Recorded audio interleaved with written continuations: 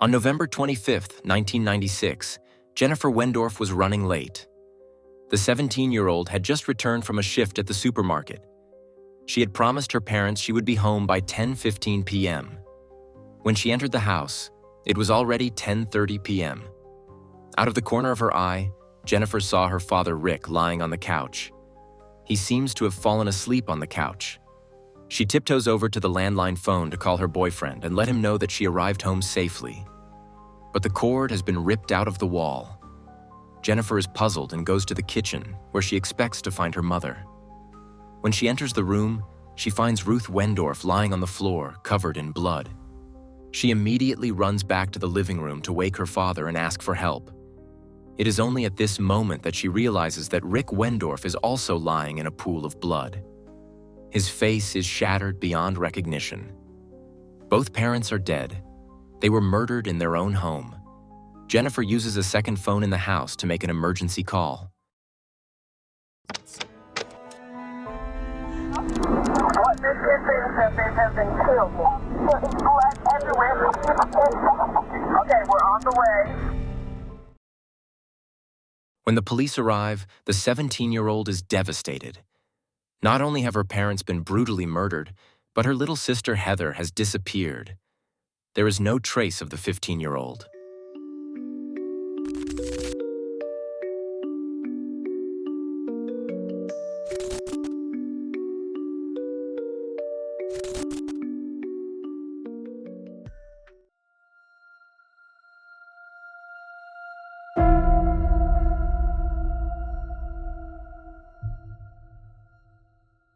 At first glance, Jennifer and Heather Wendorf appear to be perfectly normal teenagers.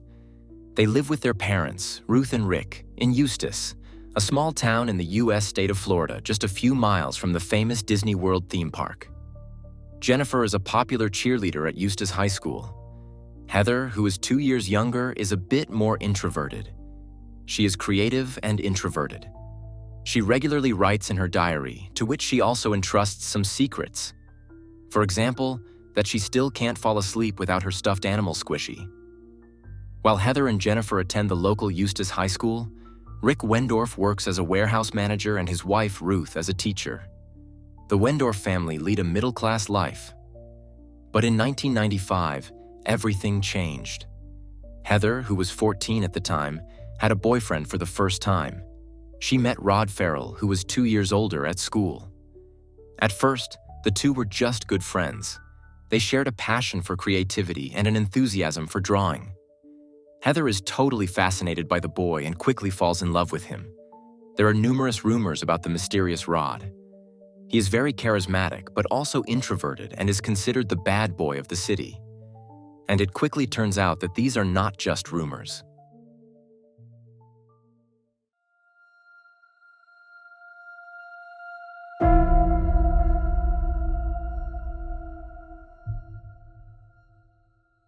Rod initially grew up in the small town of Murray in the state of Kentucky.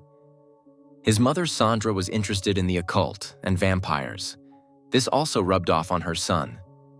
Rod and his group of friends took refuge in fantasy role-playing games, which were supposed to distract him from the dreary everyday life in Murray.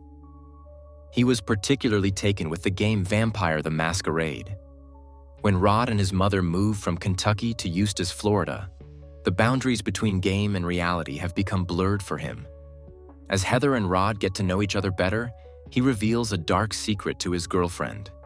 He claims to be a 500-year-old vampire and therefore immortal. And Heather believes him. Her friends notice more and more changes in Heather. She starts dressing differently and talking about vampires, demons, and the underworld. She even tells her friends that she is moved and has now become a vampire herself. She says that she put Rod under hypnosis and led him into another world. In him, she sees her savior, who would save her from the everyday hell in Eustis. She finds as much romance in the fantasy world of vampires as Rod does himself. Together, Rod and Heather perform rituals, intentionally injuring themselves and drinking each other's blood. She nearly passed out that night from how much blood I had taken from her. Rod's mother, Sandra, also notices that her son and his girlfriend are drifting apart. When she bursts into the room during one of the rituals and sees her son covered in blood and Heather sitting together on the floor, she pulls the ripcord. She decides to move back to Murray with Rod. When he finds out about it, he freaks out. Heather is devastated too. At this point, Sandra has no way of knowing that this step will presumably only contribute to the escalation of the situation. Back in Murray, Rod meets some older people. One of them is Stephen Murphy, who calls himself Jaden. He offers Rod to join him at his house. Jaden is the leader of a small group of teenagers who all identify themselves as vampires. So does Rod. He accepts Jaden's invitation and becomes part of the small gang. Rod and Heather continue to keep in touch. It will take a total of 12 months before the two teenagers see each other again. Although they are only a few hundred miles apart, they talk on the phone every day. Some of the conversations last up to 10 hours. The phone bill that Rod's mother Sandra receives for the calls between the two teenagers amounts to over $1,000. Heather and Rod decide that they want to run away together. But there is one obstacle. Heather's parents, Ruth and Rick. The now 15-year-old is said to have often said at the time that she wished her parents were dead. At this time, Rod is consuming more and more drugs. He takes marijuana and LSD. At some point, cocaine and heroin are added to the mix. At the same time, he and his friends in Murray are drifting apart. Rod doesn't like the fact that Jaden is the leader of the vampire group. Instead, he wants to be in charge, so he gathers a few teenagers around him. Among them is a 16-year-old girl named Charity Kesey. The two quickly become close and regularly sleep together, even though Heather is still waiting for Rod at Eustis's. Despite his new relationship with Charity, Rod still claims to want to elope with Heather. In addition, 16-year-old Scott Anderson and 19-year-old Dana Cooper are part of Rod's new group. Both have friends for the first time in their lives, or at least what they think they are. Rod's charisma is such that he is able to manipulate his followers to believe his vampire stories. A veritable cult develops around the teenager. I had joined Rod's cult. I joined out of curiosity, and mostly because I felt isolated a lot. And going into the cult gave me a sense of belonging. With the growing drug use and the binding of his followers, 16-year-old Rod gets more and more out of control. He threatens to cut the throat of a teacher. As a result, he is expelled from school. But even this supposed educational measure does not lead to anything good. Because Rod now has plenty of time on his hands, his violent fantasies become more and more prominent. The tense relationship between him and his former cult leader Jaden intensifies. Rod threatens to murder Jaden's girlfriend. He says he wants to cut off her head and distribute her organs throughout Jaden's house. Rod later explains his threats by saying that he was thirsty for blood.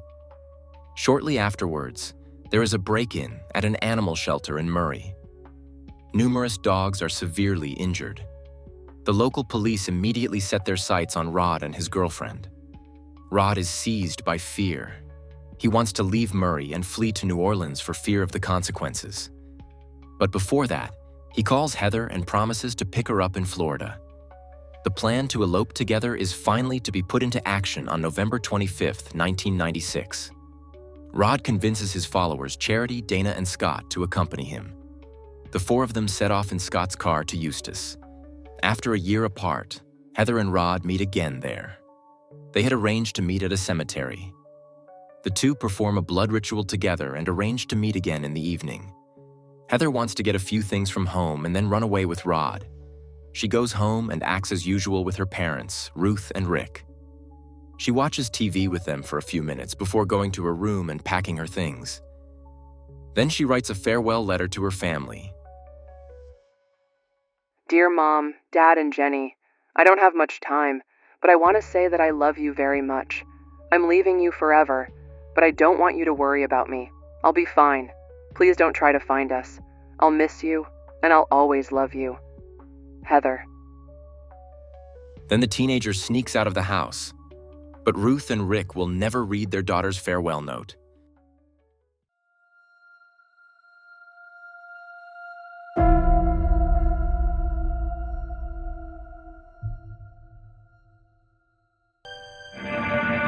Want to know what it is to be a vampire? It equates to the life, it equates to power. It equates to the very foundation of existence. It's the communion. It's the holy wafer on the tongue. And that is what blood is to a sanguinary vampire. That's what a sanguinary vampire is. A blood feeder. Rod, Scott, Dana, and Charity are waiting for Heather about 400 meters from the Wendorf's house. But when she arrives and gets into the car, she realizes that she has forgotten something. Rod agrees to go back and get the forgotten item. Scott wants to come with him. But before they leave, Rod asks Heather if she still wants her parents to die. Heather says no. Rod and Scott go to the Wendorf house together. The garage door is unlocked. When they enter the garage, Rod finds a crowbar inside. On the first floor of the house, Rick is lying on the couch. He has fallen asleep while watching TV. The two boys sneak around him and Rod unplugs the phone. He doesn't want the Wendorfs to be able to call for help in the next few minutes. When Rod and Scott enter the living room again, Rick starts and screams. But before the family man can defend himself, the two beat him with the crowbar. Not only his ribs, but also his skull is broken. While Rick fights for his life, Rod and Scott circle his body before finishing him off with a few final blows. A burnt-on version of the letter V is later found on his body. Rod is said to have used this symbol for his rituals on several occasions. Ruth, who rushes to her husband's aid after hearing his cries, also has no time to react. She too is brutally beaten up by the two boys. Once Heather's parents are dead, Rod and Scott leave the house. They grab the family's brand new SUV and flee the scene of the crime. They take the murder weapon with them and hide it under one of the car seats. Heather is waiting in the car with Dana and Charity when she suddenly sees her parents' SUV driving towards them. Her first thought is that her parents are looking for her. But then she sees that Rod and Scott are sitting in the car. The two urge Dana and Charity to take the wheel of Scott's car and follow the stolen SUV of the Wendorfs. Rod and Scott do not mention the crime they have just committed. And so begins an escape that lasts almost 3 days. They drive for a few hours before Rod suggests breaking into a house. There, the teens find a gun and a coin jar containing about $20 in change. On this occasion, Rod takes Heather aside and tells her that he did to her parents just hours earlier. He says that as her vampire companion, he is now her parent. The teenagers swap the license plates of the stolen car and Scott's car and leave the 16-year-old's car behind. The 5 of them now continue towards New Orleans in the SUV. They make it to Baton Rouge, Louisiana on the stolen $20 worth of gas. Meanwhile, Jennifer, Heather's older sister, is sitting in her house in Florida, distraught. She has just found her parents dead and her little sister is nowhere to be found. Jennifer is interrogated by the officers on the scene. When they hear about the relationship between her missing sister Heather and Rod, the police agree. They have a hot lead. They call the colleagues in Kentucky where Rod now lives. They are of course familiar with the name Rod Ferrell, and they let their colleagues know that they have no doubt that Rod could be responsible as the culprit. It was total shock. There's no really emotions. There's nothing really that you can say as a parent, as a mother, when you hear that kind of news. An immediate search is launched for Rod Ferrell. The FBI is also looking for him. The teenagers are on the run from the police for 3 days. Over time, however, Scott, Heather, Dana, and Charity begin to lose trust in their leader. In addition, the teenagers run out of money and won't get far. From a phone booth in Louisiana, Charity desperately calls her grandmother and asks her for money. Charity's grandmother agrees to transfer money to a Baton Rouge hotel where her granddaughter and friends are supposed to pick it up. But she has long since learned from the media and the police what her granddaughter is involved in. So she alerts the police and orders them to the same hotel. There, the teenagers can be arrested thanks to Charity's grandmother.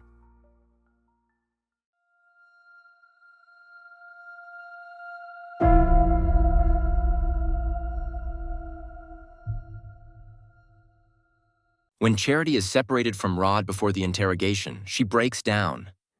At the station, she cries and finally gives in to the pressure of the interrogation.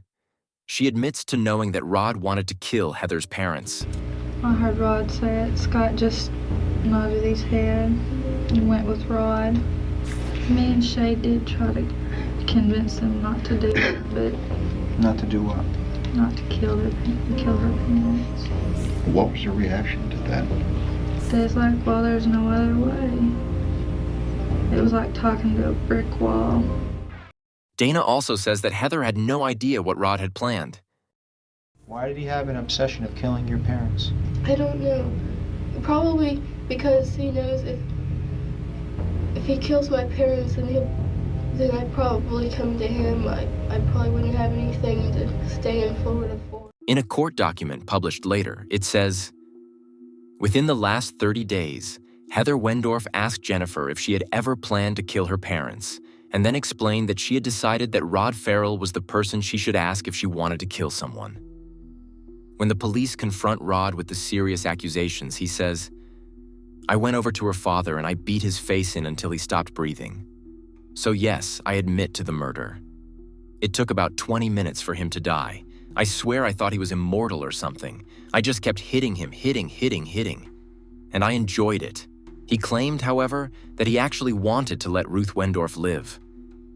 But she had poured a cup of hot coffee into his face in an attempt to defend herself. This made Rod so angry that he pierced her skull with the crowbar. While Rod, Scott, Charity, and Dana willingly admit to having participated in or carried out the double murder, Heather defends herself against these accusations. As Dana had already stated, she insists that she knew nothing of the planned murder of her parents. And to the surprise of many, Heather is believed. No proceedings are opened against the 15-year-old. On February 12, 1998, the trial against the other youths begins. Some classmates have their say. At least 2 of them say that Rod showed up at their house before the murders. Even then, he talked about wanting to murder the Wendorfs, but nobody believed him. In court, Charity and Dana again confirmed that they knew about the double murder. As a result, Charity is sentenced to 10.5 years in prison and Dana to 17.5 years. Scott also admits his guilt again. He helped Rod murder Ruth and Rick Wendorf. He is sentenced to life imprisonment without the prospect of parole. Rod's lawyers are trying to obtain mitigating circumstances for him. He is said to be insane and have a schizoid personality disorder, like Asperger's syndrome. In addition, he often saw creatures and figures like demons. During the court proceedings, Rod's childhood is also discussed. It turns out that his mother Sandra was also allegedly part of a vampire cult and performed rituals. She's also arrested, just 1 month before Rod. Sandra is accused of having sexually molested one of Rod's 14-year-old friends. She's said to have written him letters in which she wrote that she wanted to make him a vampire and perform rituals with him. During the trial, it comes out that her father is said to have abused her as a child. Friends of his are also said to have sexually abused Rod Ferrell as a child. But despite the defense's arguments, Rod receives the maximum sentence. He is sentenced to death. He accepts the verdict more than calmly. In an interview, he says, "Going to the electric chair was a fantasy of mine, as morbid as it may sound. I thought about it a long time ago. Since I was 9 years old, I always dreamed of my own death." But in 2012, the Supreme Court ruled that life imprisonment without parole is not permissible for minors. All cases of this kind must be re-examined. Charity was released in 2006 and Dana in 2011. As a result of the law change, Scott's sentence has also been re-examined. His life sentence has now been commuted to a 40-year prison term. Scott will receive credit for the 22 years he has already served. He could therefore be released in 2031. The retrial of Rod is now eagerly awaited. The Wendorf family is also present. Jennifer Wendorf, who found the bodies of her parents at the time, is testifying again. She describes how she saw her mother's brains scattered in the kitchen and wondered what had happened to her father's face. In an emotional closing statement, she addresses the judge directly. Can I have a place where I'm not traumatized when I look over my shoulder?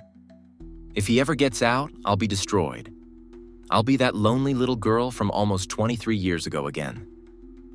After the court date, the Wendorfs can breathe a sigh of relief. Rod's sentence will change little. Even if the case is reviewed, he will remain in prison for life without the prospect of parole. This brings us to the end of today's case, which is as strange as it is cruel. In the US, there was some fierce criticism at the time that Heather was the only one of the group to escape unpunished. Do you think that she really couldn't have known about her parents' murder? I'm looking forward to reading your opinions in the comments. By the way, you can also easily support Insolito this way, as well as by clicking like. If you haven't subscribed to the channel yet, I would be very happy about that. Thank you very much in advance, and thank you for watching. See you in the next video. Ciao.